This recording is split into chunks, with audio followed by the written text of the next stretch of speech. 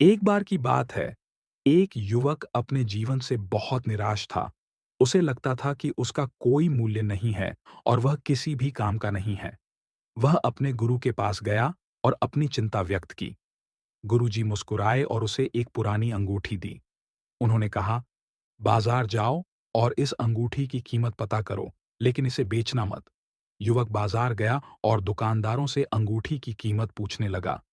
एक दुकानदार ने कहा, यह पुरानी लग रही है, मैं इसके 100 रुपये दे सकता हूं। युवक ने कई दुकानों पर कोशिश की, लेकिन सभी ने कम कीमत बताई।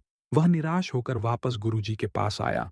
गुरुजी बोले, अब इसे एक जौहरी के पास ले जाओ और उसकी राय लो। युवक जौहरी के पास गया और अंगूठी दिखाई।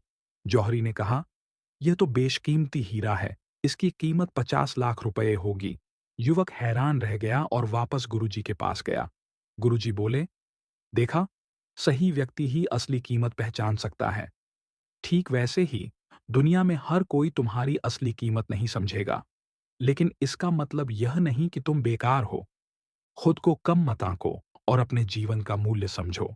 युवक की आंखों में आत्मविश्वास आ गया। अब उसे समझ आ चुका था कि उसका जीवन अनमोल है। शिक्षा, अपनी असली कीमत पहचानो और खुद पर विश्वास रखो।